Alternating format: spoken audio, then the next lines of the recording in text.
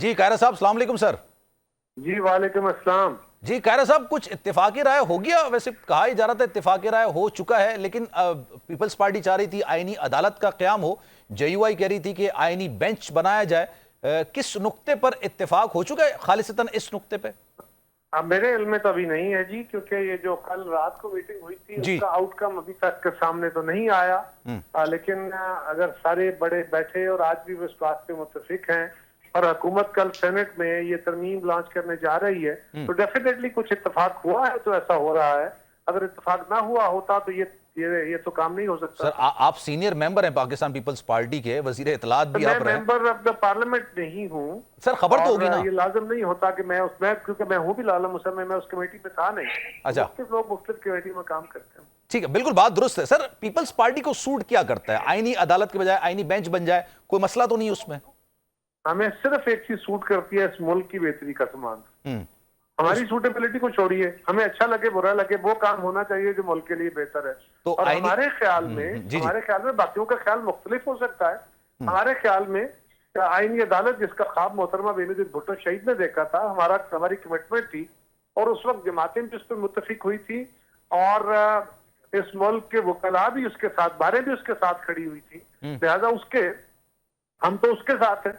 वो हम समझते हैं कि वो मुल्क के वसीतर मुफाद में है, लेकिन अगर लीडरशिप ये समझे कि बाकी क़यादत जो है उसको ऑन बोर्ड करने के लिए, कोई कंसेंसस बिल्डिंग के लिए, तो फिर हमारे चेयरमैन साहब ने जो पार्लिमानी कमेटी के इब्तदाई इजलास में यही बात कही थी ना कि हम सबको अपने अपने पॉइंट ऑफ व्यू में नरमी पैदा करनी चाहिए, अपने पॉइंट से थोड़ा नीचे आने की जरूरत है, सो दैट कि हम कंसेंसस कर सकें। अगर कोई जमात अपने नुक्ता नजर से अड़ के बैठ जाए तो फिर तो कंसेंसस बेस्ड नहीं हो सकता। लिहाजा इस बात की तवक्को करनी चाहिए कि मुल्क और कौम की बेहतरी के लिए, लोगों को बेहतर और सस्ता इंसाफ की फराहमी के लिए हुकूमत वक्त जो फैसला कर रही है, always appreciate that Pakistan Peoples Party आईनी हुदूद की और आइन की काफी खास बात करती है। सर देखिए, इसमें कोई डिफरेंस है आईनी अदालत में और आईनी बेंच के अंदर? और आईनी बेंच अगर बनाया जाएगा तो उसमें क्या आइन में तरमीम होना लाजमी हो सकता है? देखिए, आईनी बेंच बनाना, इसी अदालत के अंदर काम करना है। अदालत के ऊपर ऑलरेडी बहुत बर्डन है। हम क्या कह रहे हैं, हमारा ख्वाब क्या है कि एक ऐसी अदालत बना दी जाए जो सेपरेट हो, जो आइन से रिलेटेड इश्यूज में आइन के एक्सपर्ट हो, चारों सूबों की नुमाइंदगी हो, और वो अदालत सिर्फ आईनी मामलात को, उसमें एक्सट्रीम आईनी एक्सपर्ट रखे जाएं। ये ना हो कि टैक्स की प्रैक्टिस करने वाले वकील साहब भी अगर जज बन जाते हैं तो वो भी आईनी अदालत में बैठे। हमें उनका भी एहतराम है, वो भी बड़े काबिल लोग होते हैं आइन की तशरीह के लिए। लेकिन जी आइन की तशरीह तो बहरहाल सुप्रीम कोर्ट ने अपने जिम्मे कुछ ज्यादा इख्तियार ले लिया है, वरना आइन बनाने वाले से ज्यादा बेहतर कौन जानता है कि आइन क्यों बनाया गया। लेकिन सर आप लोग ही तो जाते हैं तशरीह के लिए, वैसे पॉलिटिशियन नहीं जाते हैं। मेरा इससे बड़ा मौक़िफ़ है कि सुप्रीम कोर्ट के जज साहिबान से ज्यादा बेहतर आइन बनाने वाले जानते हैं कि कामा, फुल स्टॉप और लफ्ज क्यों लिखे गए।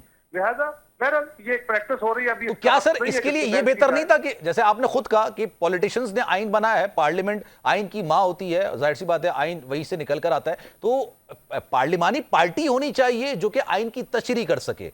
अदालती मामला की आईनी अदालत का एक और काम है जी। देखे ना, हमारे मुल्क में एक शरीयत के इशू को डील करने के लिए सुप्रीम कोर्ट में शरीयत बेंच बनाया गया था।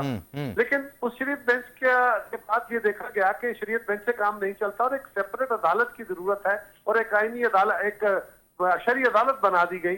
सो हम समझते हैं कि उसी पैटर्न पे हमें आज ये अदालत बनानी चाहिए। अब बाकी दोस्तों के साथ मुशावरत के बाद ही फैसला होगा।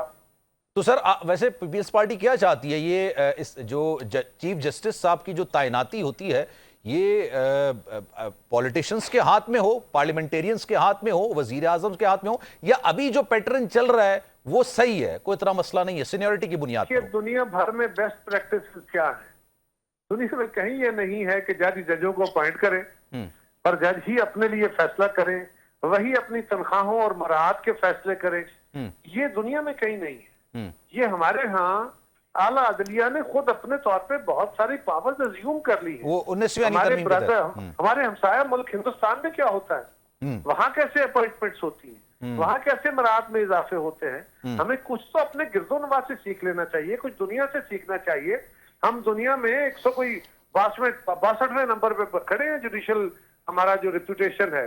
लेकिन ये उसका मुझे एहतराम है, जज साहबान की सैलरीज होनी चाहिए, उनको मराद मिलनी चाहिए, लेकिन ये जो सारा कुछ काम है ये पार्लियामेंट के तहत होना चाहिए। खासतौर पे अपॉइंटमेंट ऑफ जजेस, बिल्कुल जजेस का इख्तियार नहीं होना चाहिए। हमारे मुल्क के अंदर तो जिस तरह जजेस की तैनातियां या अपॉइंटमेंट हुई हैं, बड़े वाज़ेह है कि जस्टिस इफ्तिखार चौधरी के जो थे मंजूर नजर उनकी तहरीक के, वो कहां कहां पहुंचे और कौन कौन से जो हाउसेज हैं या कौन कौन से जो वकला के चैम्बर्स हैं उनके बंदे जो हैं रिकमेंडेड आते हैं, किस तरह अपॉइंटमेंट होती है, ये कोई छुपी हुई बात है।